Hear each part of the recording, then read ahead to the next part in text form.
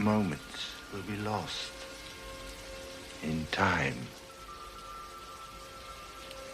Like tears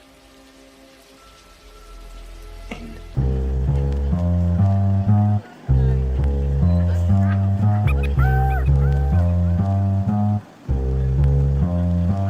It's a hard knock life and it only gets harder. You could be the savior or you could play the martyr. Just watch what you pick to be a potter. Kids get burned quick, fricassee for nada. Keep an eye on the chick that's in the Prada, who by night is a stripper in a gutter. High as a kite and addicted to narcotics, but everybody's hustling a product. Michael's a bitch, he can't he's a fucking bitch. Michael's a fucking bitch, fucking bitch, fucking bitch. Oh, Okay, I'm back. Okay, perfect. Okay. No, you're not drumming every time. No, I just like to see. We let you the do it little once, thing- and then you think you're like the Max Weinberg of this scenario. Insha, how was your day? Okay. I don't know really. Fascinating. Yeah. Michael, how was your day? Me? Yeah. Good. Excellent. Now that that's all out of the way, welcome to We Film didn't ask him Runners. about his day. No, do not. No, don't. I don't care. I don't care.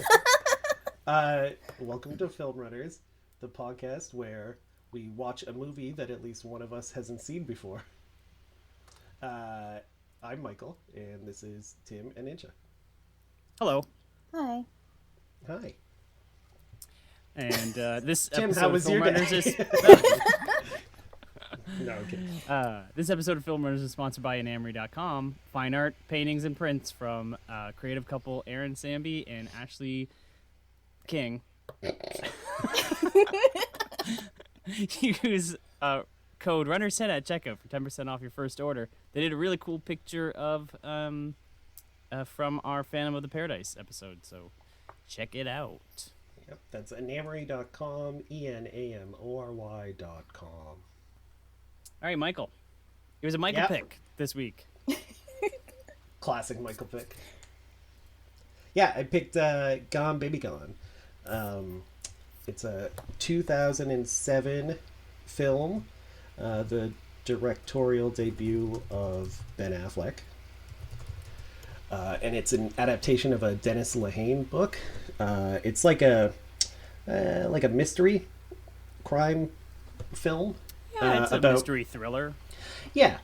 It's about a young girl who goes missing in Boston, and a couple of detectives who are a couple, who are Casey Affleck and Michelle Monaghan, are hired by the family to help track her down, and then there's some twists and turns and whatnot. Insha had not seen it, but you had, right, Tim? Yeah, I've seen it before. I don't remember the last time I saw it, and actually watching it again, there was a couple of things that I kind of overall forgot. Yeah, so it was nice to see. Forgot. Forgot about it.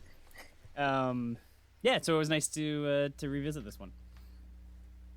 Yeah. And I liked it before, and yeah, I liked it on the second go too. Good. It's good to hear. Anything else? Just general feelings about it? I mean, those were my initial impressions. Okay. Insha, what did you think about it? I don't know yet.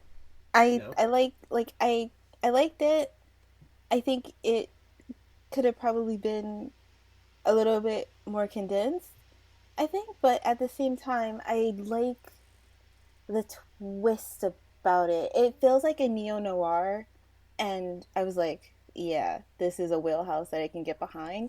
And the first, 20 minutes, I'm like, ooh, no. But overall, I thought it was really good. Yeah. What is that? I don't understand what that meant. Yeah, I also don't understand either. You also said it could be condensed more, and I was thinking the exact opposite. That to me, this story kind of has two quote It unquote has two mysteries. different, yeah. Before, I was expecting there to be a third at least. before that part, what did you mean by the first 20 minutes? I was like, ooh, no. Because That's the part of your thing I didn't understand what you meant. because I think there was, I don't know. It was like something. I think it was like no. It was like Michelle Monaghan and like Casey Affleck's like non-vibe that I was just like, I don't know if I'm gonna like this. Oh, And okay. then like when the actual like things like when the girl went missing and everything started happening, I was like, oh okay. But then I was like, I Okay, don't know. here I need to let's do a thing. Let's do a thing where we use words instead of sounds. We're trying to express what we mean. Like that's half of the thing. That's half. Like it's half of how I felt when I was watching it. It was just like, Yeah, but I don't know what means. Like I don't know. If I that don't. means... Okay. But yeah, I don't know. Overall, Okay. I thought it was good. Just a lot of some noise. Just a lot of noise. That's all I could really think about when watching this. I'm like, Okay. Yeah, it does. It is a very uncomfortable movie. So I felt a lot of as well. Yeah, it's about some pretty rough subject matter, and it's definitely it's a real warts and all sort of look at a community because there's one thing I do really like about Ben Affleck directing this is that he very much has an appreciation for people with interesting faces. Yeah, Because there are a lot of very colorful locals in this movie. Yeah, and I think you could tell that he probably got these extras off the street because even like one of the ones I noticed was the bartender at the beginning of the movie, like the first bar that they go to. He's not a very good actor, but he's a kind of a good character, if that makes sense. Like there are several like side characters that you can tell aren't really professional actors and are just like locals that he got. Right. Like I and think it does add to like the overall feel of the movie. Like for sure, yeah. I mean, Boston I think is always a cool. I mean, I personally like Boston. I've been there, but I've been. Like, they always it kind of adds. It always kind of adds a cool element to movies. Like you know, you always see movies take place in like New York or LA, and they're just kind of. I don't want to say average, but I think a lot of movies with Boston kind of gives it as an extra character. Like you get the people with the cool accents, and there's always a cast of weird characters and scenery that you see in movies from Boston, like The Town or The Departed or any of those other type of movies. It's a fun city to have a movie setting. Yeah, I like speaking of another Ben Affleck movie set in Boston, but a good use of Boston as a city is the car chase in the town, with like the really narrow streets and shit. Yeah, and like and the numerous amount of bridges they go over. Yeah. So yeah, I think it's this movie definitely has that like digging into the character of where it takes place. Like you're definitely enmeshed in the neighborhood, for good and for ill. Like you definitely feel, you know, yeah, I think this is. And I mean, disgust. obviously the Afflecks are from Boston, but I mean, it's kind of like him, you know, painting a picture of what he grew up in, I assume, right? Yeah, maybe. I don't know. I feel like the Afflecks were like rich boys, but Yeah, probably. I don't know. I don't know for sure, but yeah. I mean, yes.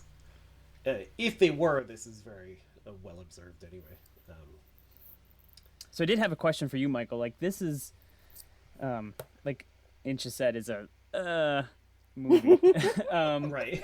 Is there a particular reason why you picked this movie? Yeah, because I love it. I think it's a great movie. All right, that's I don't know. It just hits all the type of shit I like because it's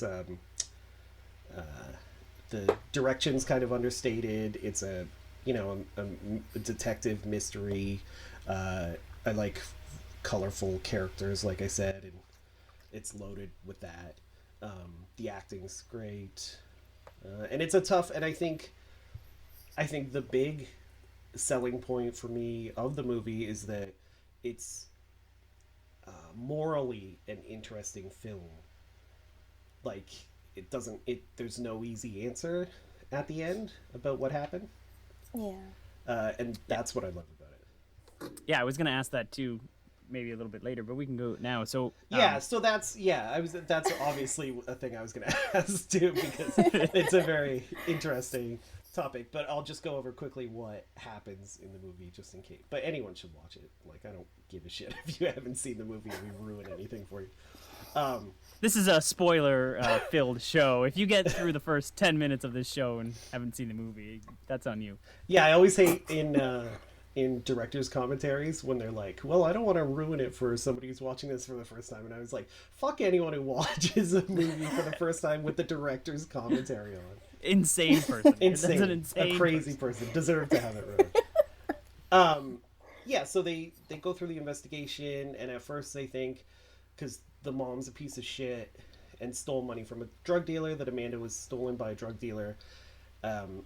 So they do a ransom to get her back, but things go south, and they think Amanda, the girl that was stolen, died during that situation, and then things sort of moved on, and then it turns out it was a setup by the little girl's uncle, his cop friend, and the chief of police, right? Morgan Freeman was the chief of police. Or the chief of that section. Or precinct. Yeah. Captain, I think. Probably a captain. Captain, yeah, that's... And he had the little girl at the end and was going to give her a good home as far as he was concerned. But Patrick, our main character, Casey Affleck, figures it out and calls the cops on them. So the little girl gets returned to her terrible mother. That's like the big moral question sort of presented at the end. Not presented as in, it's like, I think it makes sense character-wise. It doesn't leave it off where you're like, oh, what should have happened? But it begs the question. Yeah, it begs the question of whether if he was right in doing so. Like, I get morally what he's thinking, but, what's best for the kid in this case, right? Yeah, every time I watch it, it definitely, I'm impressed with how they set up every character that comes to the conclusion they do, except Morgan Freeman, because we purposely don't really know him that well. He's only in a couple of scenes, but like Ed Harris's decision as the cop, Titus Welliver as the uncle, his decision, Michelle Monaghan's decision, and Casey Affleck's decision, they all make perfect sense, and they're set up character-wise throughout the film that they would come to that end, Yeah. Yeah. So, the question is, what did you think of Patrick's decision? Insha. I don't, it's hard. I think that's that's hard. It I is. think that's one of the questions. No, because I'm still thinking about it in the fact of just you would want that little girl, you would want that little girl to go to a good home, to be happy, but you don't want to take I don't know how to put it. You don't want to take the experiences that she's going to have and make them easy for her. And shit. Yeah. Well, it's definitely a harder one for you to answer since you are just watching it for the first time and have less time to mull it over. But it seemed as if to clarify what you were saying at the end there, are you saying it's worse to give her a good life because if she had a bad life, it would make her a stronger person? Is that what you're Are you saying that she should pull herself up from her bootstraps and? But I think it's hard because I think it's a gamble either way, because she can have a good life and also be treated poorly later, but she can also be with her mother and then also be happy later. So it's you can't dictate There's a no decision guarantees, for a child. which that's what Patrick sort of verbalizes that when he's like, he says something about having birthday parties and sleepovers doesn't guarantee that you're having that's a good life, right? He does verbalize that, and you're right, for sure. And I in a way I get, in a way I do get like Morgan Freeman and Michelle Monaghan's viewpoint, but I think I would have to probably agree with Patrick a little bit more Right. in that regard. Yeah, final answer. Tim, what did you think? To that same end is like, I think if I was in Patrick's position, I would probably choose the same route that he did. Like, you know, I think from a moral standpoint, it was best to him to pick that decision. But you know, in the end, I think at the very end, like at the beginning of the movie, they say that she was lost with her doll Maribel, and then at the very end, when they're sitting on the couch, you hope that, okay, well, maybe Amy Ryan, the mother, you know, will come around and learn from this situation that she was put in, and still at the very end that you find that her doll was actually named Annabelle, so she obviously doesn't even know her own daughter. So it kind of, you know, hits home that she probably isn't in the best situation right now, even though morally I think I would have still selected the same thing that Patrick did. So it is, like Insha said, it is hard. That's interesting, zeroing in on a thing that you said. Is that what it was implying at the end? Because I thought it was a new doll. No. Yeah, I think it was implying that like she did not know her daughter at all and didn't know didn't know the name of the doll at all. Oh. Yeah, I was pretty sure because they fished it out of the water. Yeah. Mm-hmm. But would they gave it back to her, the dirty old like Well, she's stinky she's water 3, log. Put so it in maybe the dryer. Yeah, that's true. she's 3 years old. She probably just thinks it's the same doll. I think that the ending just proves, I took a different meaning from it. It proves that this film belongs to the Conjuring extended universe and is part of the Annabelle series, the horror series with the Annabelle doll. If I knew anything about that series of movies, I would. Yeah, and I kind of had hoped that we'd come to different conclusions, but I agree with you guys. I think he made the right choice. I think it was a tough choice and a shitty one for him to be in, but I think he 100% made the correct one, because ultimately you can't just kidnap somebody else's kid, even if, like he says at the end, like if you thought she was a shitty mother, go to social services and do it that way. You can't just take it upon yourself to steal a child. Yeah. And I think it kind of makes me wonder what the relationship between Morgan Freeman and Amanda was, right? Because they seemed pretty chummy for, I think it would have been like, what, 2 months in between when she went missing and the end when they pick her up? Something like that. But I mean, that seems like a good enough place for, I mean, Morgan Freeman seemed like a pretty kind, Morgan Freeman has a pretty chill vibe about him, so I get it. Yeah, I don't think she's at the age yet of the don't talk to strangers, so she talks to strangers. Yeah, I think she would have gotten pretty accustomed, and again, like with the life she had, she was probably pretty used to like talking to randos a lot. So yeah, I think once. Well, what's very interesting too, like with the Morgan Freeman's wife, she was hanging on pretty tight when they were taking her away too, right? So that was,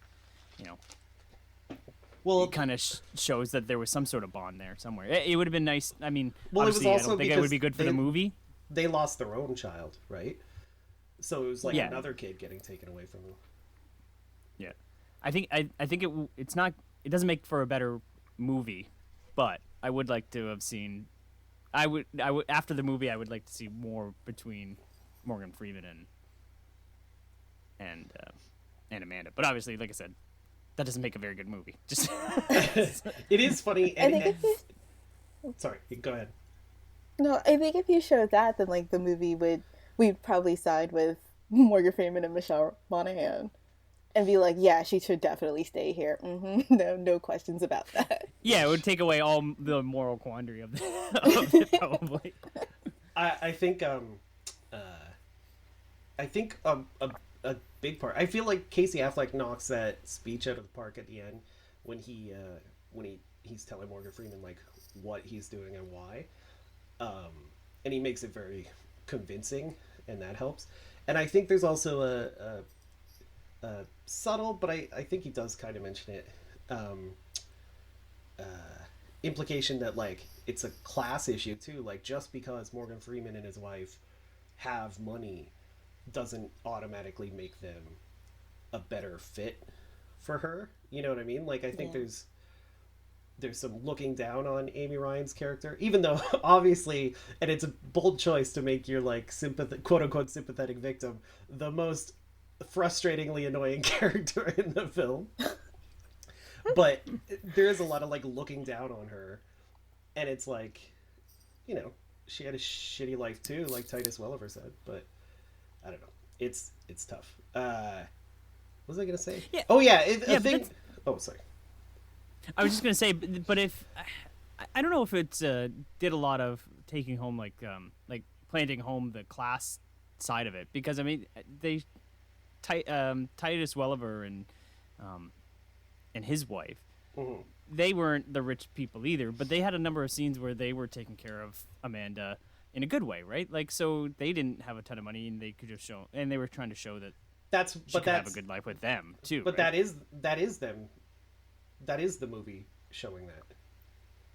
Yeah, I think that's because thing like it's high class with like Morgan Freeman, like low class with Amy Ryan, and then like the working class with them. I think that's how I interpret but what I'm saying is that that's the movie reinforcing the fact that just because, what is that? What was that beep?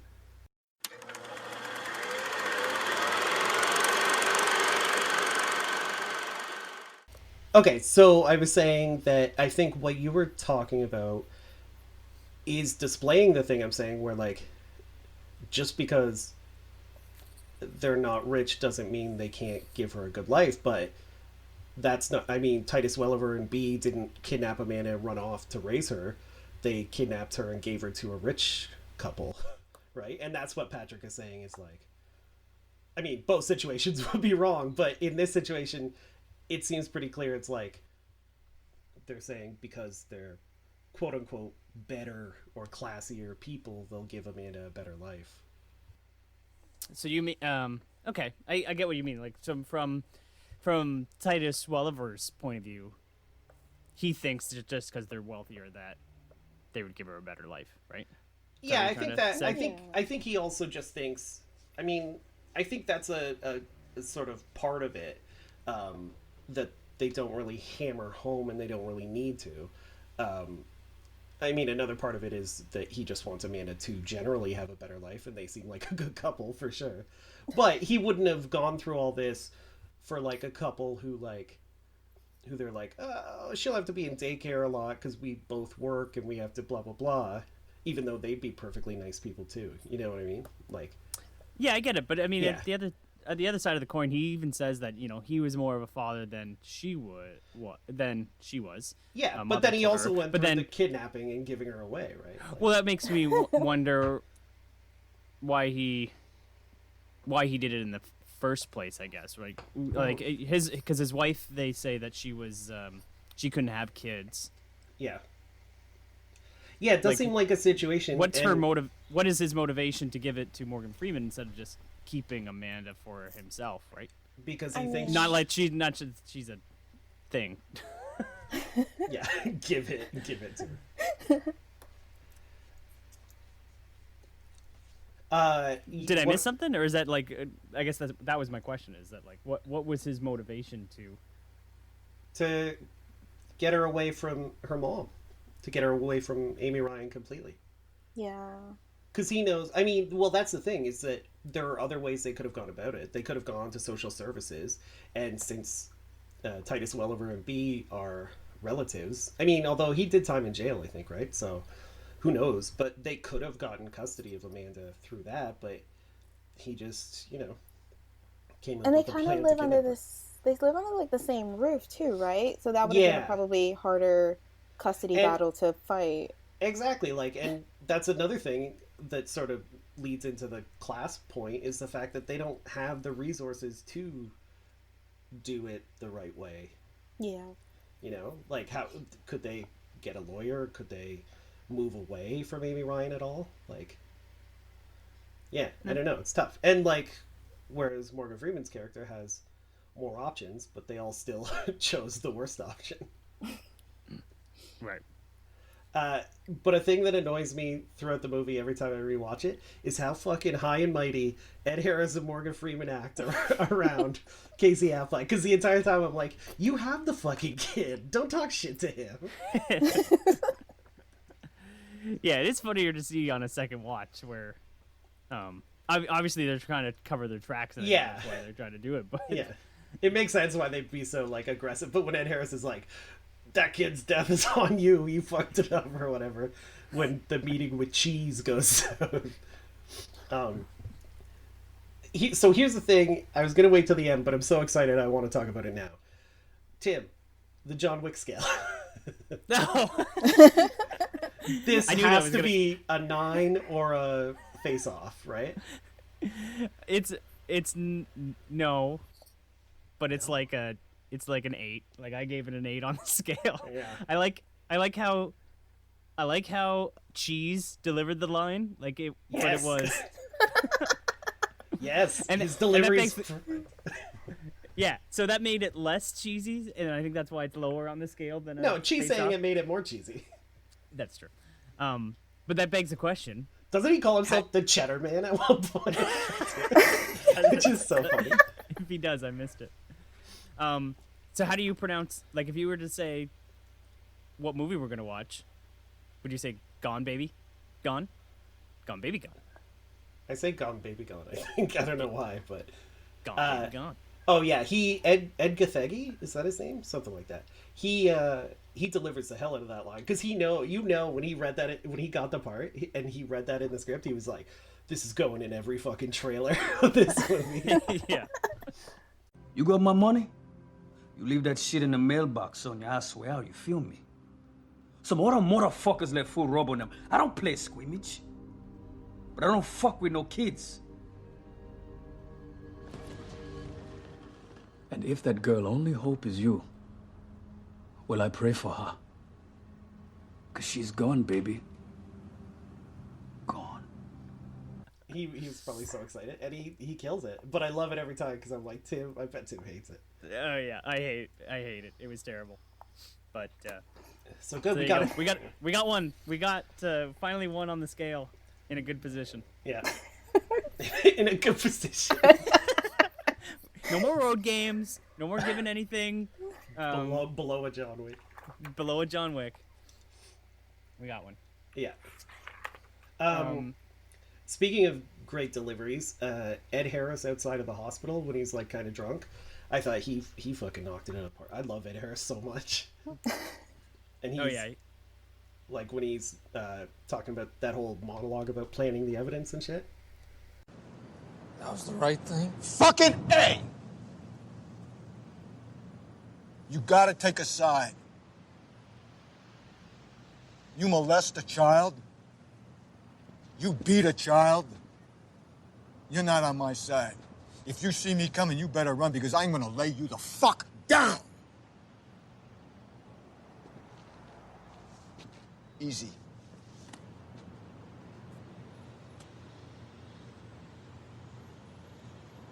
Don't feel easy. The kid better off without his father? Yeah. But okay, I mean, he could be out there right now, pumping with a gun in his waistband. It's a war, man. Are we winning? No.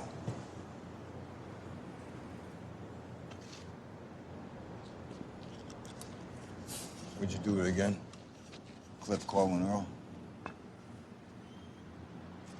No. Does that make you right?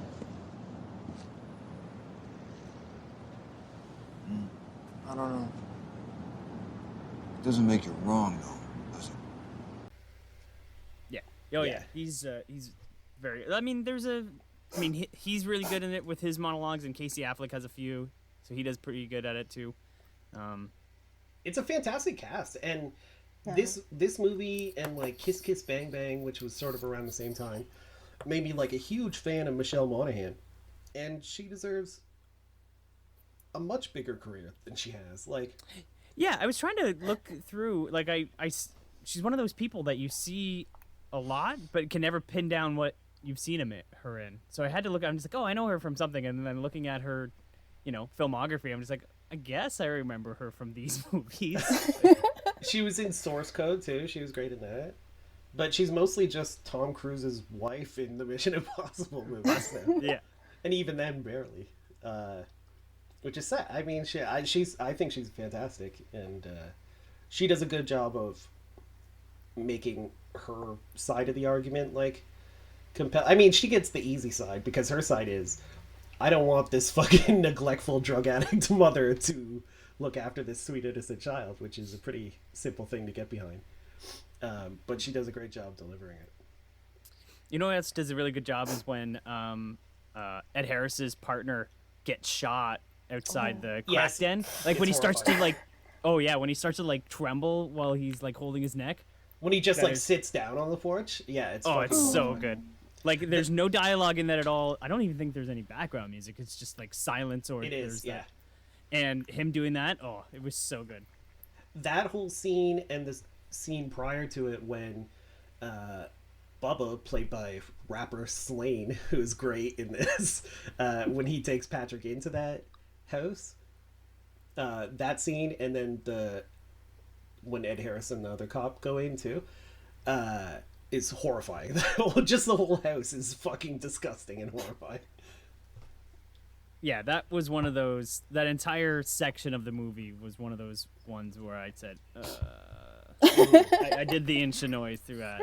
But that's a good part because it sort of feels a little disconnected thematically. Well, not thematically, because it's about a kid that he didn't rescue again, but because another kid goes missing, and it's these two fucking drug addicts and a pedophile that live in a house, and Casey Affleck finds the kid dead, and then he murders the pedophile who did it.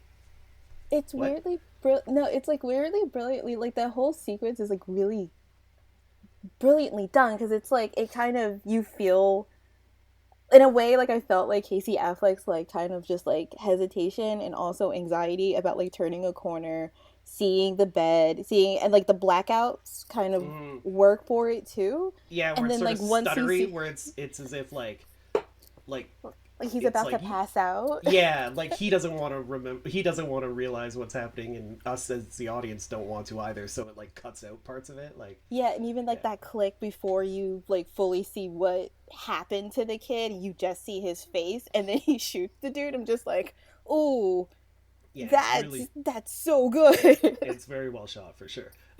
But it sets up like that whole situation. Because then he has that great conversation outside of the hospital with Ed Harris, where he says, like, if he could do it again, he wouldn't have killed the guy.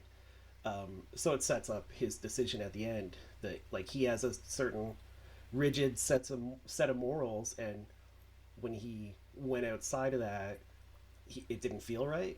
So that's why he wouldn't do it again. But then you totally understand Ed Harris does a good job, along with Michelle Monaghan, of showing their own sort of morals and what they think is right, which is why I think it's such a good movie to like mull over and think about. Yeah, and it kind of makes you think too is after Casey Affleck kills the pedophile, he opens up the door and you see Ed Harris behind the other woman who's dead. You don't see that scene, so you don't actually know why Ed Harris killed her, right? Like if you think from a moral perspective. I was trying to see if I could tell whether she was shot in the back or not. Like, but I don't know if you could tell on the body. But... Yeah, I think you just see blood, and I don't know. I mean, he had a freaking shotgun, so it kind of so went it could through be her. in or out. Yeah, who fucking knows?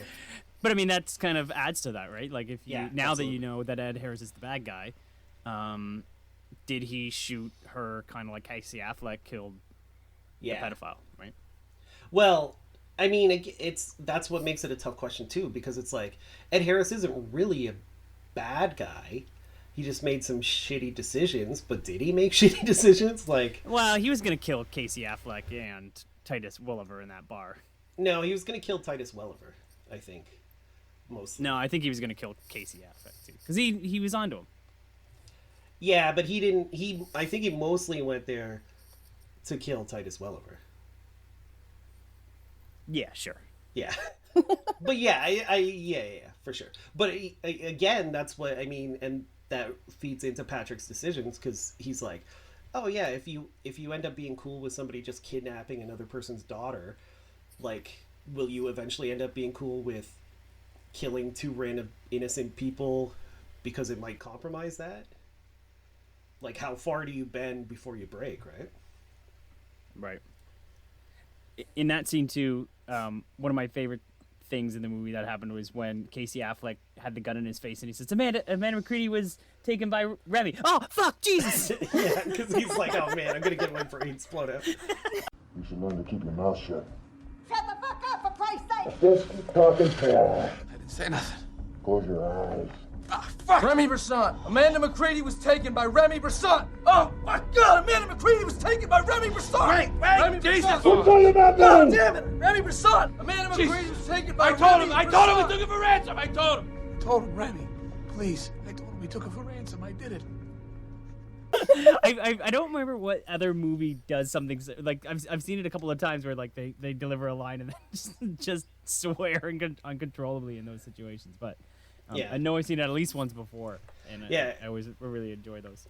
He's got a lot of really good, like, line deliveries, because I fucking love when they're in the bar early on, like, asking questions to people, and, like, it's just, everyone's so over-the-top aggressive and hostile to him, and he's just, there's a part where he's just like, Jesus fucking Christ, like, he's like, leave me alone for a second, God. Well, like, Casey Affleck is, like, the most non-intimidating dude in this bar. Well, and I think they do a good yeah, I know what you mean.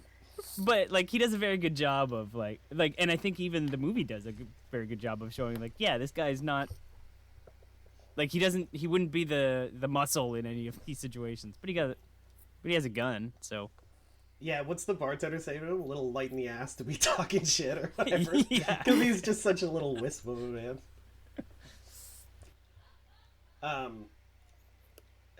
So speaking of performances, Amy Ryan actually got an Oscar nomination for this. I think very well deserved, because she does a fucking fantastic job. However, what did you guys think of her performance? Because I could see why somebody would think it almost borders on like very cartoonish. But I thought it was like, I don't know, maybe I've just met too many people who are too similar to her, but without the accent. But she felt very real to me. I thought she did a fantastic job.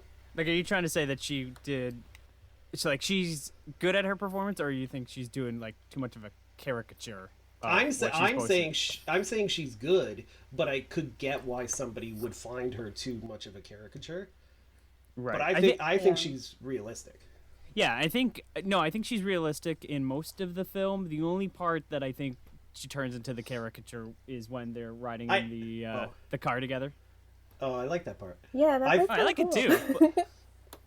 I thought you were going to say her line at the end, which is very funny, but they probably could have cut it, when she's like, oh, my heart is brimming, and just God bless everyone, and thank you to all the policemen and the firemen. I feel like 9/11 right now. which is like, that's such a, like, it's maybe a little too over the top, but I laughed so hard that I was like, yeah, that's good. That's fine. And oh, sorry.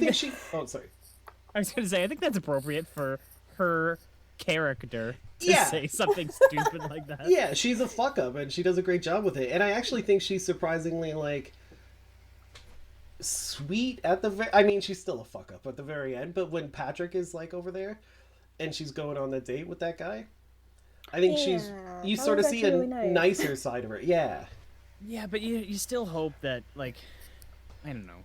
You hope that she stops being a fuck up sometime soon, but Yeah. you know that she's not. No, but I mean, that's the thing, is that, like, you gotta kind of hope that she will. Yeah. And Patrick, it seems very clear that because of the decision Patrick made, he's gonna take it upon himself to keep an eye on Amanda, you know? Which, hopefully that'll help, but again, who knows? But it's not really up to us to decide. Yeah. Yeah. It's a tough situation. Now, I was going to save this for recommendations, but I'll mention it now because it's based on a book by Dennis Lehane, who's a really good writer. He wrote an episode or two of The Wire, but he also wrote the book for Mystic River, The Drop, Shutter Island, something else. But there's actually like a series of books with it's like the Kenzie and Gennaro books, but it's about like Michelle Monaghan and Casey Affleck's characters. And there's a sequel to Gone Baby Gone that came out after with like a teenage Amanda. Oh, see, that was one of the things. Like I know Insha mentioned it earlier, but like I always think that like the rule of three, where we had kind of two sort of investigative stories in this with the two missing children. I was expecting there to be a third one, even if it was just a quick one at the beginning or something like that. So I see. I think the rules cool to see more. Right. Yeah, I would definitely. I wish this. I mean, I think it's a great movie on its own, but I kind of wish there were more. Like, I wish there were prequels of Casey Affleck and Michelle Monaghan's characters or something. You know, doing other investigation. But I think the rules are slightly different with like noir films and like detective movies, where it's two cases that intertwine instead of there being like three, you know.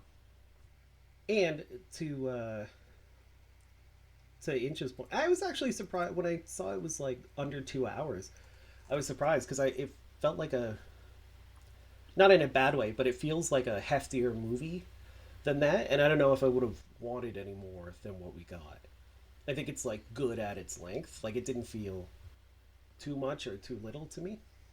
That's interesting. I always was thinking that the opposite. Like I wasn't exactly expecting more from the story that we saw, but like I said, if we were to get more of them doing like some other case, or just like I said, even if it was just at the beginning before we find out about like them wrapping up a case or something. Yeah, like exactly. Yeah, I could see them doing that for sure.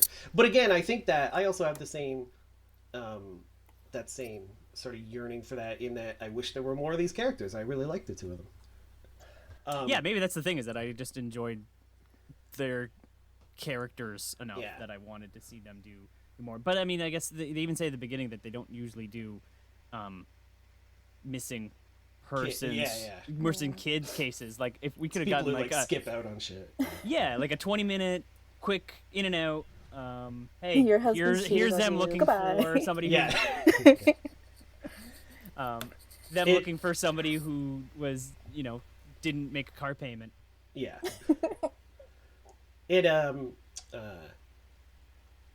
Part of me thinking this was like just the right length could be retroactive, because I think I really love, maybe not love, but I think the town is like really good, but it's too like flabby, like it's too long and kind of too big. It's like Affleck tried to make a Heat, but it doesn't really feel like it needed to be that. Like I don't even know how long the town is, but I think it's 2.5 hours, and it didn't need to be that. So retroactively, I'm like, see, you got it right with Gone Baby Gone. I think there's like a perfect amount of it. And if the town was tighter, I think I would like it a lot more. Yeah, I know this isn't an episode about the town, but I agree. Yeah, and again, they're that like one's too long. This one's is. Just a little bit too short. Split the difference, Ben Affleck. Yeah, on a scale of the town to Gone Baby Gone. Yeah, we need a Argo? No, I don't like Argo. We need a Good Will Hunting. He didn't direct that. He just wrote it. Live by Night. He did Live by Night. That kind of sucked too. That was not good. Yeah. I think he got it right the first time, and then like he still had some magic left for the town, because I mean Jeremy Renner is fantastic in that. He gets good performances out of problematic people, that's for sure. And then I don't know. I think once I don't know. We don't need to dissect Ben Affleck's filmography, but he seems to be much better as a director without starring in it. You know, like once he became the main character, it progressively got worse. Which I don't know if the correlation and causation sort of, I don't know if it matches up, but... Why? Because you didn't like Argo as much? No, I like each movie he's made. I've liked less than the one before. Slightly worse. Yeah, I've only seen Live by Night once, so maybe I do like it better than Argo, but I don't know. Yeah, I haven't seen... Live by Night is the only movie I think I haven't seen by him. That made it sound like you're just a huge Affleck head. You're like, like any movie he appears in, you're like, our opening night. I'm not. I think he has a movie coming up. Maybe I should look it up. But he has a movie. He like announced. He's Batman. No, not anymore. He announced a movie that he was going to direct. I don't know. That sounded interesting, and I hope he does it. I wish I could find the movie, but fuck it. But I don't know. I again, the good feelings I get from not the good feelings I get from Gone Baby Gone, but the good feelings I get from how well he did with it still live within me. So I have hope that he can like recapture that again. And it's just been a 3-movie slump since. So hopefully.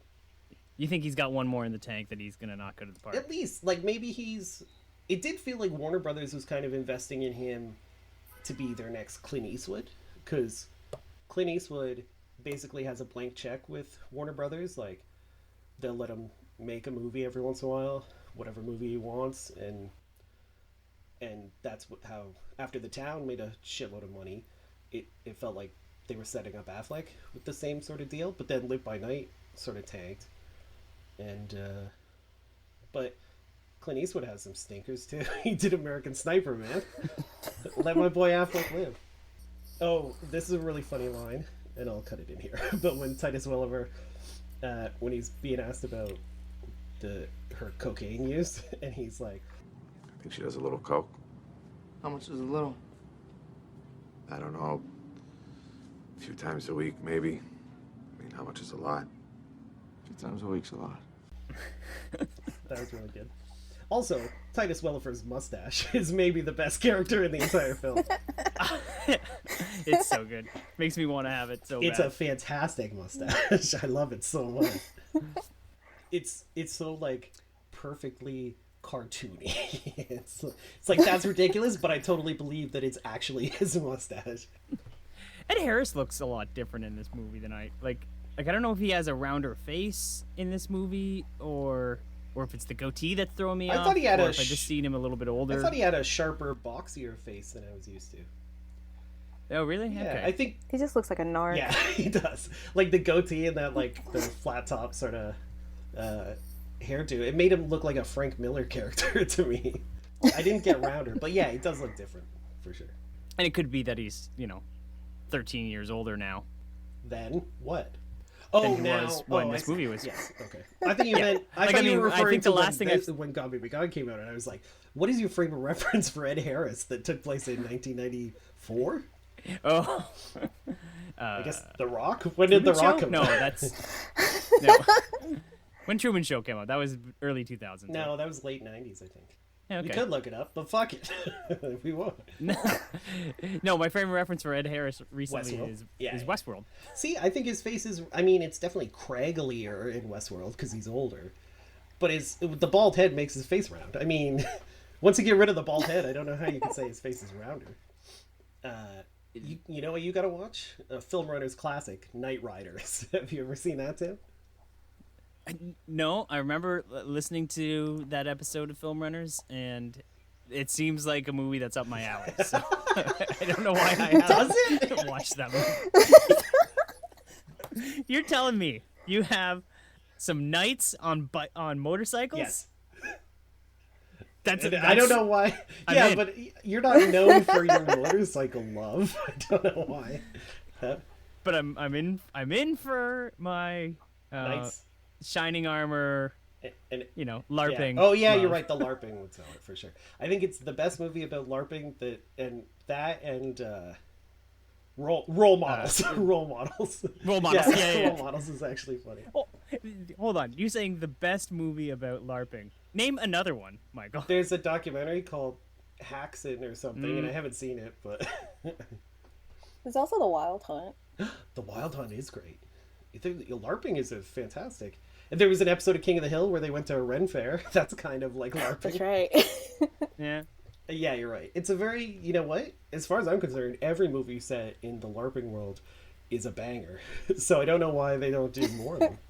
Ooh, that lady on that fucking wife swap show who would throw beanbags? What was that? Remember What? that? No. I've only seen yourself. the clip out of context. But she was like, she'd be like, fireball, fireball, fireball, and she was throwing beanbags at like kids that weren't hers.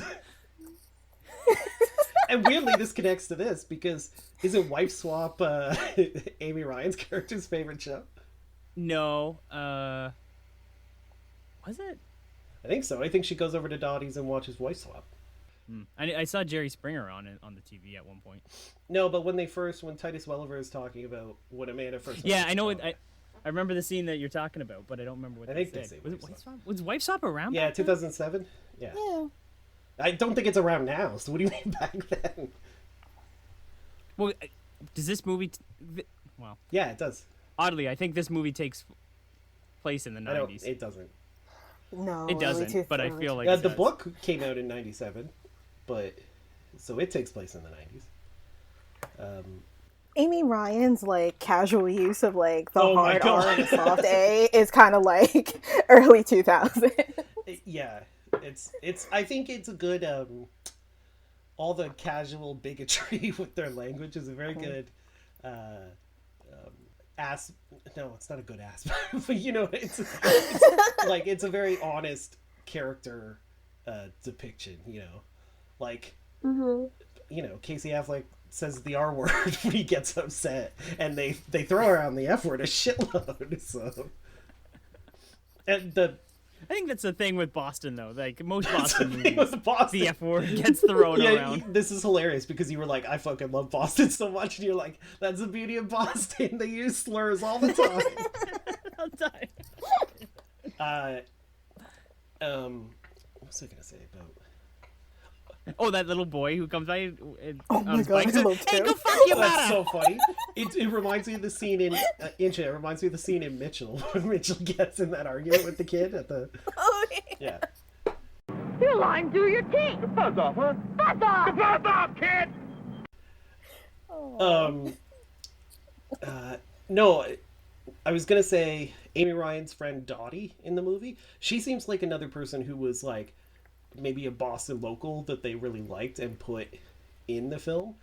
Like she didn't really seem like a professional actor, but I thought she was so good.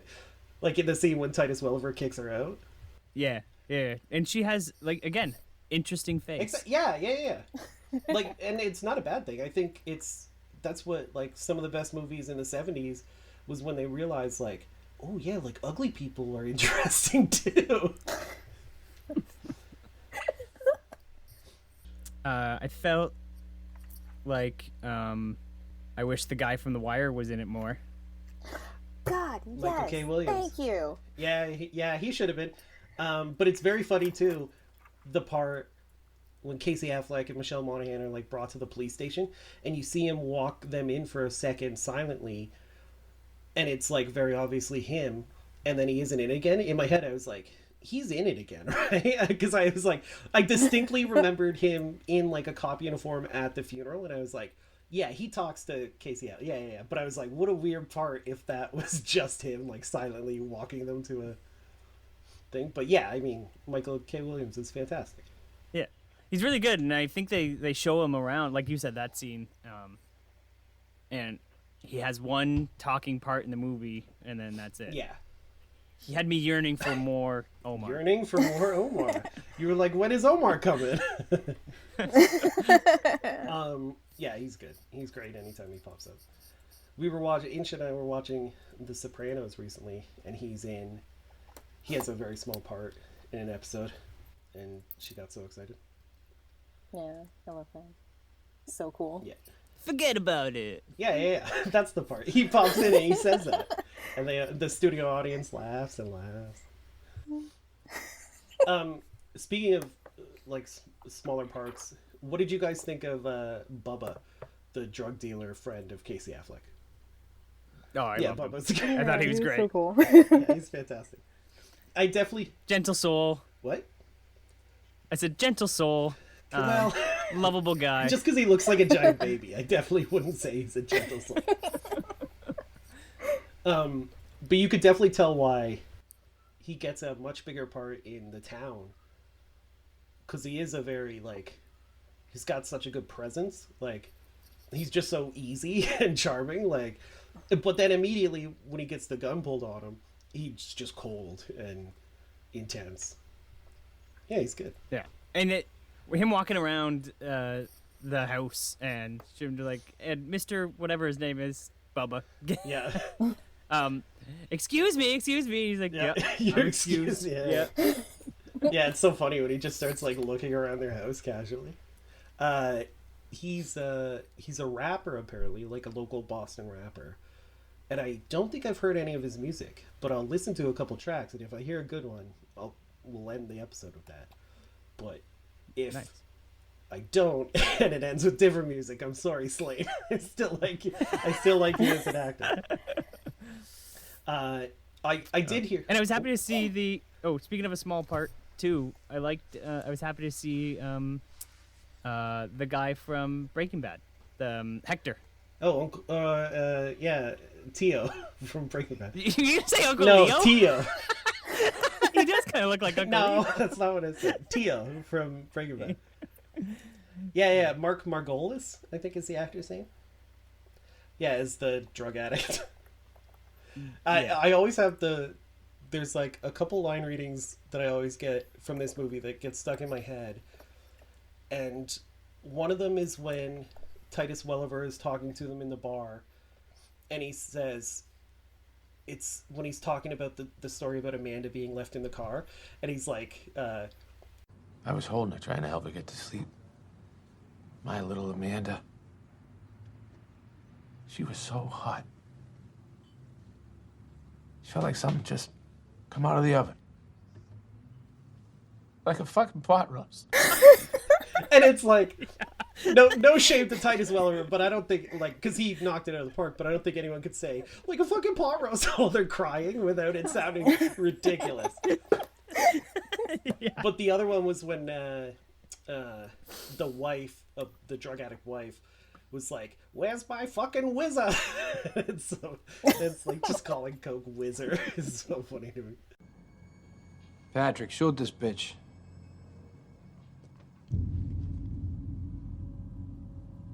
You fat busted cunt.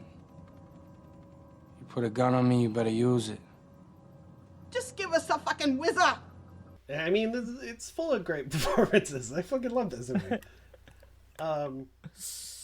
Another thing I was going to say is one of my favorite fan castings I ever saw was originally when Ben Affleck was going to write and direct and star in the Batman. People were like, make Slane the Penguin. and I was like, fuck yeah, absolutely do that. I don't know if they're being ironic or not, but I would love that. Sure, why not?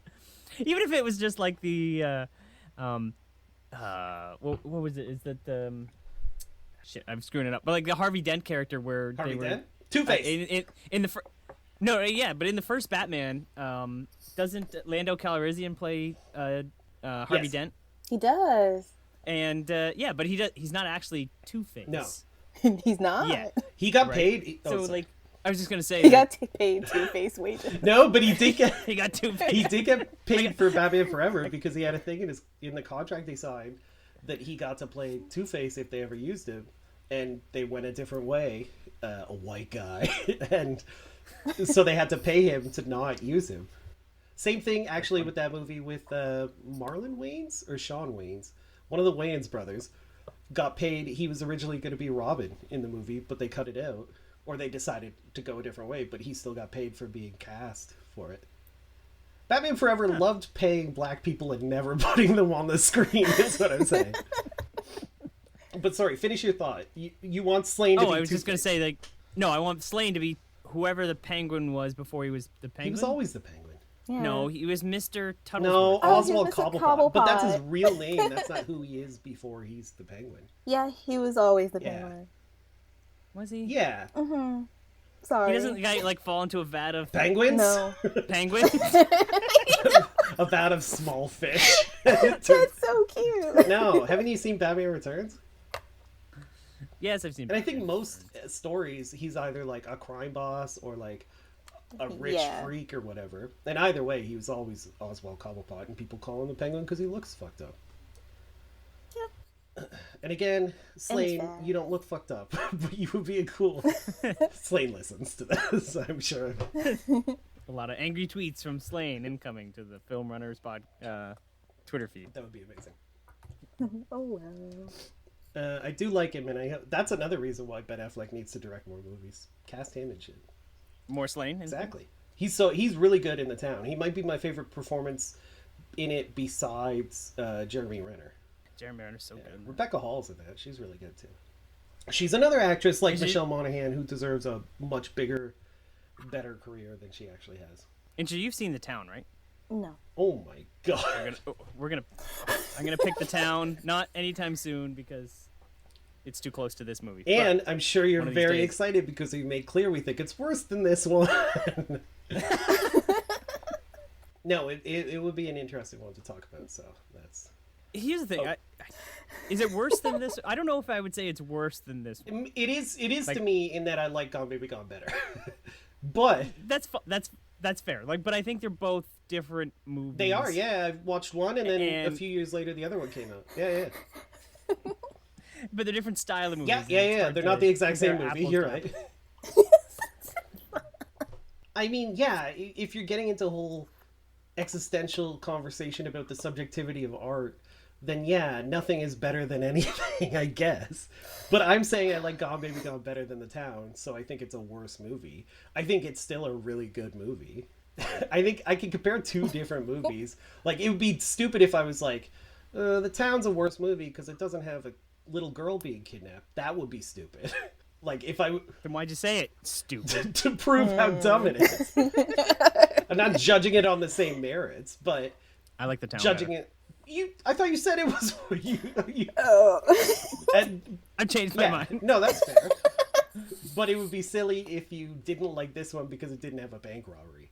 You know what I mean? Like, judge the movie on their own merits, but there's nothing wrong with comparing your reactions. You're right, to it. Michael. This movie would be better if Casey Affleck found a missing girl in a bank after he tried to rob it. Wait, so so the connection would be Casey Affleck's... No, the girl was trying to rob the Oh. bank. That's the twist. So what was he doing there? Finding the little girl. And her trail led all the way up to her robbing the bank. I thought you meant Casey Affleck was like down on his luck in this movie and was like, well, fuck it, I'll rob a bank. And he robs the bank, and the big twist is the girl is being held in the bank. Oh, that's a good one too. No, it isn't. That's a good twist too. I And like meanwhile, a bunch of cops outside, like, you don't want to go in there. Don't go in there. you don't go. You don't want to go in there. That's why. Maybe that's why I like Stockholm so much. Because Because of why? Because it reminds you of The Town? Because there's a bank. You know what? I like Inside Man too. Inside Man's good. There's a lot of good. Insha, you haven't seen much Spike Lee. Have you seen Inside Man? No. No? Mm-mm. Did you say no? Sorry, I No didn't hear or you. yes? No, Oh, okay, no, not sorry, at all, sorry. no. Oh. Yeah, do you like Clive Owen? Yeah. Do you like Denzel? Okay. Greatest actor of all time, and you're like, maybe. He's not. He but is. okay. He is. He's really he's not, great. He is. though. I think we've already said you've seen Man on Fire, right? This man Yes. is on fire. Yeah, we watched that recently because she hasn't seen many Denzel movies, so we watched Man on Fire. Well, she better have you watched it before you saw it. That one though, right? What? Man on Fire? No. That was the first time you saw Man on Fire, and you watched it recently. Yeah, she had never seen any of the Denzel Tony Scott joints. Yeah, no. Yeah. My favorite one. I'm was so Crimson angry right Tide. Crimson Tide rules. Have you seen Crimson Tide, Tim? now. I think No. we talked about it last episode because Gene Hackman.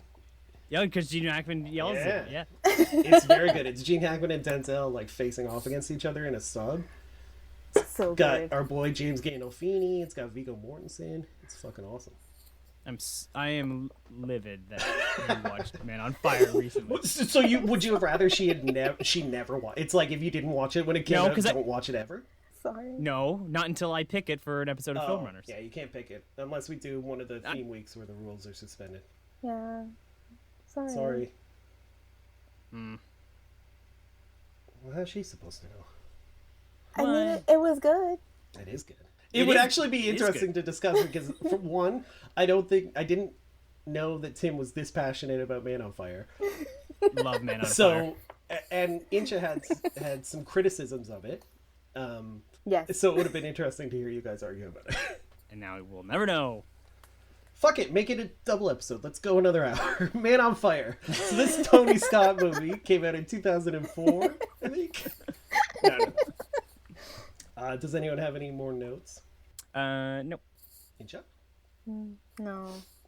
Oddly, this is one that I didn't have a ton of notes for. Yeah, same. But also, I've seen it a few times. So I sort of knew the general shit that I wanted to talk about. Yeah, so my notes were only like specifics that I thought of. I agree. I think half of what I wrote down was about Michelle Monaghan. But you haven't really talked about her that much. What were some of your notes about? I mean, no, nothing. I have a question though, because you were saying early on that like you didn't really vibe with Casey Affleck and Michelle Monaghan's characters at the beginning. No. What turned you off about them? I think it was just with honestly I think it was just with Michelle Monaghan because Michelle I didn't know why she was there for half the movie. Because when she goes into like do stuff with Casey Affleck, she kind of like plays the angel on his shoulder but doesn't do that job very well. And then by like the half mark of the movie, she actually gets like dialogue and actually gets things to say and actually does things. Like after she jumps in the water, it becomes like a whole brand new character for her. I see. So I was just like, I don't understand why you're here, but then I realized her function was to be like kind of like the good moral compass for Casey Affleck's character, but also is it the not? Yeah, it was weird. Yeah. I kind of agree with you going off of what Tim said about Morgan Freeman's character, like wanting to see what life he had set up for Amanda. If I could change the movie, my one change would be I would like a little more of like Angie, is that the name of her character? Michelle Monaghan. Her like who she was apart from the situation. You know, I feel like we got more of that with Patrick. I would have rather it be more of a two-hander than like Patrick is clearly the main investigator. Yeah, because you got a lot of like him knowing people, him knowing where to go, where his connections were. Yeah. But like she just kind of followed behind him, and it kind of felt like he moved like it. I don't know. I kind of just assumed it, but it kind of just felt like he moved her from a particular situation that she was in to kind of come with him to Boston and be like, hey, we're going to open up this investigative business together. I love you, you know. I think, I think it sort of made sense to me around the beginning because she very obviously didn't want to take the case because it was out of their depth. So I get why she hung back a bit, but I think that's, like you said, like it's like a detriment to the character a bit because it's like, why are you here even? But then she does get to do some cool shit, like jump into the quarry and, you know, show her bra to cheese. You know, cool shit like that. So yeah, I totally get that. There was another note I missed. Oh yeah, one of my favorite shots, or a shot that sticks out to me from this movie more than a lot of other shots in movies I like better, is at the very end when he goes back to the car after confronting Morgan Freeman, and Michelle Monaghan's like, oh, we won't survive this if you make this decision, blah blah blah, and then we don't know. I mean, we know what he did, but we don't really know, and it's showing like shots of Morgan Freeman and shots of Casey Affleck, and then Michelle Monaghan's like standing by the car, and then you see like in the background the cop cars with their lights flashing like come around the turn. I thought that was a really cool way of revealing what his decision was. Like, not really a reveal, because you know what he's going to choose. But, like, it was a good way of showing it. Yeah, and I think you got Morgan Freeman just kind of sitting in the rocking chair. You don't know if he's gonna be sitting there enjoying his life now, or if he's sitting there waiting for the cops. Because they definitely right? set up a little bit of tension, because once Michelle Monaghan's like... She's happy. What? She's happy here. I saw her. And you don't do this. If you call the police, they will send her back. Not sending her anywhere. Helene is her mother. She's better off here. Why? Because he's got money and he makes her sandwiches? Because he loves her. Helene loves her too. Helene doesn't treat her that way. Oh, maybe she'll change. She won't change. People don't change. Helene is arsenic. Angie, I know that this is hard. Look at me. I know it's hard. But I need you to stand by me. I need you to say, we're gonna make the right decision and we're gonna make everything okay. Everything will be okay. Because we're gonna leave her here, and every now and then we're gonna talk about her and where she is and about what grade she's in. And that'll be okay because we're gonna know what school she's in, and we're gonna know she's happy and she's got birthday parties and she smiles every day and she has sleepovers. Maybe I'm sorry. But you can't ask me to do something that I can't do. You can't ask me to live with it. Patrick, for me. Please. I will hate you for doing this. And I don't want to. Oh, is that enough to change his mind? Like, you think of that for a second, and that's long enough for that quick little sort of interlude, which I thought was cool. And that's it. I'm out of notes. The note tank is empty, friends. The only other thing that I noticed was Casey Affleck has a lot of Adidas pullovers. He does. I like it I like his green and black jacket, the like track jacket or whatever that he has. Yeah, there's something always that like when I remember watching this movie, and that's like him wearing this the green and black jacket is the one that I always. I'm just like, yeah, I've definitely seen this movie. Yeah, I've seen him wear that outfit before. It's his Columbo coat. Yeah, absolutely. Okay, so hit or shit. I hate this segment, but I'll go first because I think it's a hit.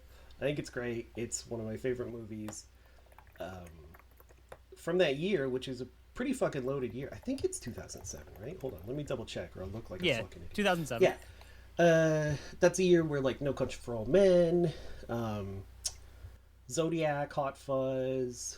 What else came out? There Will Be Blood. Like, that's a stacked year. Michael Clayton, but Gone Baby Gone's one of the more underrated movies from that year, and I think it's a hit. Who do you know who won the Oscar instead of Amy Ryan?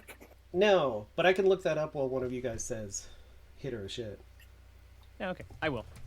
So I think it was a hit. It makes you feel icky in parts. I like the twists in it, and at the end of watching the movie, I gave my son a hug because it made me feel things. So, and that's impressive because normally you wouldn't hug your kid at all. You're like, I'm not into that gay shit. I don't do that. Hugging a boy couldn't be me. No, that's you're 100% on the mark there. Insha? I give it a hit. I think there would be like some things that would change about it. Obviously, like Michelle Monaghan's character actually having like a cool backstory. But other than that, it was really good, like directing in a lot of spaces and some really cool shots. And I appreciate Ben Affleck a little bit more, knowing that he did this. It is an impressive. It's like good. It's a really good first it's film. one of the better like debut. I mean, obviously the king of that shit is Charles Laughton for doing Night of the Hunter and then nothing else. It's like, just make one of the best movies of all time and then call it quits. Is that, you're done? Yeah. You're done. No, I was telling you. I wasn't asking. Funny enough, the same year this came out, Casey Affleck was nominated Best Supporting Actor for the assassination of Jesse James by the coward Robert Ford. Anyway. It's a shame he's an ass. Best Supporting Actress. Amy Ryan was up against Ruby Dee in American Gangster, Cate Blanchett in I'm Not There, Tilda Swinton in Michael Clayton, and Saoirse Ronan in Atonement. And she lost out to Tilda Swinton in Michael Clayton. I feel like she was robbed. I wouldn't say robbed. I maybe liked it better, but Tilda Swinton was great in Michael Clayton. Have you seen Michael Clayton? Yeah, I have, and I don't remember her performance being anything over the top. Well, yeah, over the top doesn't equal good. You would be the perfect Academy Award voter. It's like, oh, the most acting is the best acting. If it wasn't good acting, why would there be so much of it? Well, I'm not gonna give it to someone who just sits there the whole movie. So you say you would never give an Oscar to a disabled person? That's insane, Tim. I can't believe you said that. Can't believe you just said that. Anyway, moving on. Recommendations? You want that cut, Tim? I can cut that if you want. I think it's funny, but I can cut it if you want. No, that's fine. That's obviously not. That's obviously not. What I am gonna say. What I was gonna say is that Eddie Redmayne did deserve an Oscar. Oh no! Let's see. You literally are the perfect Academy. That's just insane. This is insane because you are the perfect Academy member voter that everyone hates. It's also hilarious that Eddie Redmayne playing Stephen Hawking is your go-to example of a disabled person deserving an Oscar. I was just trying to think of a movie. I don't even think in a wheelchair, and Stephen Hawking was the first one I thought. I might delete it because I don't think disabled is the right term. Isn't it differently abled? Yeah, let's keep it. It's fine. I know it's fine. Put it at the end when nobody listens to it. It is at the end. We're done.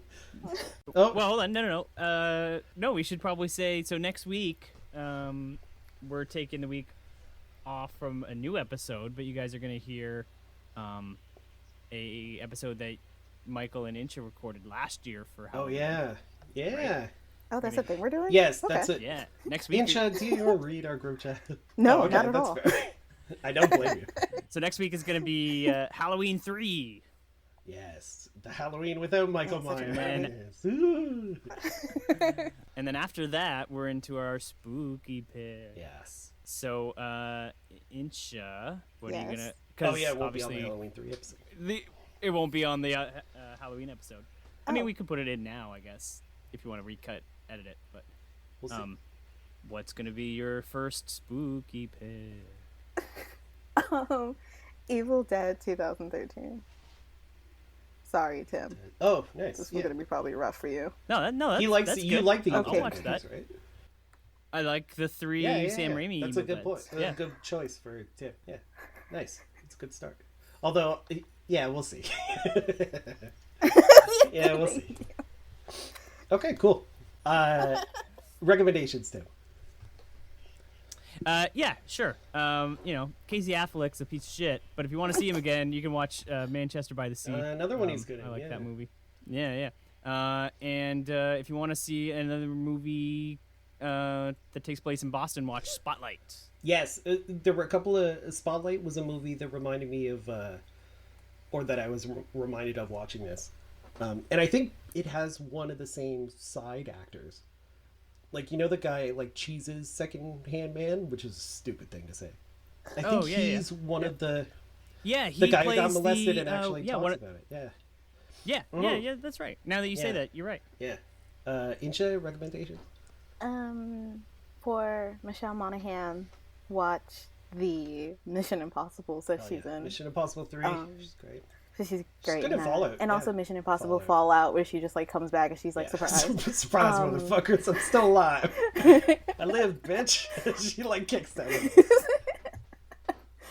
I guess read Shutter Island because I really liked reading it instead of watching it. And I know he like wrote a couple of episodes of like Mr. Mercedes, and that was a really good show that like nobody. Did he really? He wrote that, or a couple episodes on it? Yeah, he wrote just a couple of episodes, and I think he was like a producer. I like the book. I'll have to check out this series. I like the casting when I heard about like Brian Gleason and.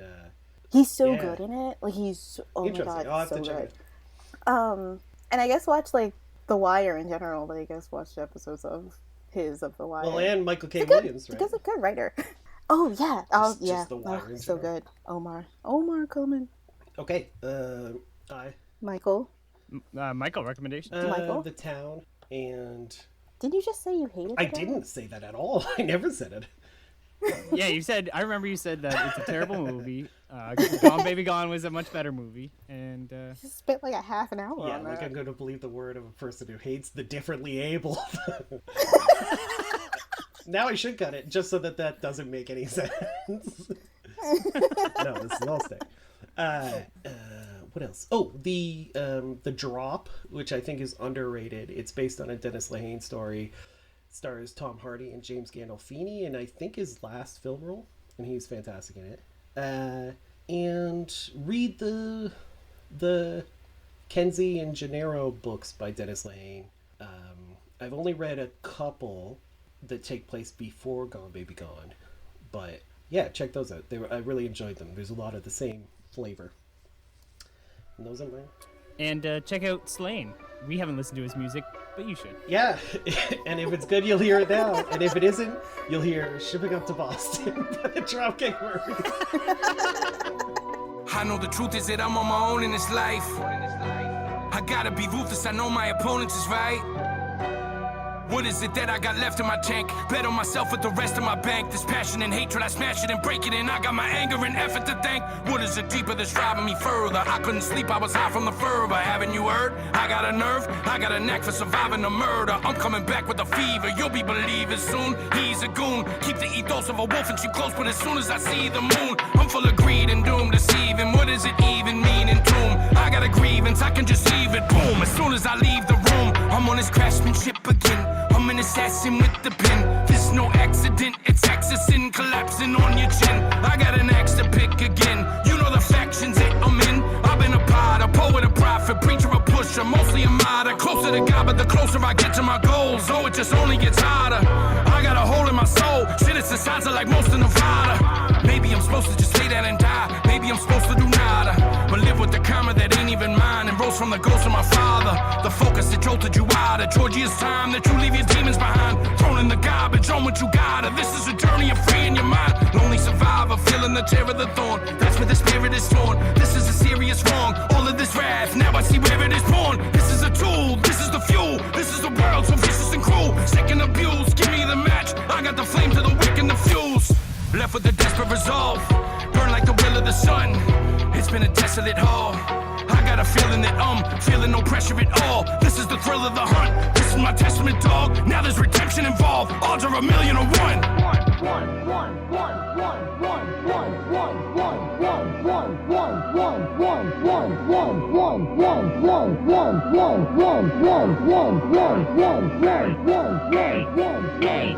Day.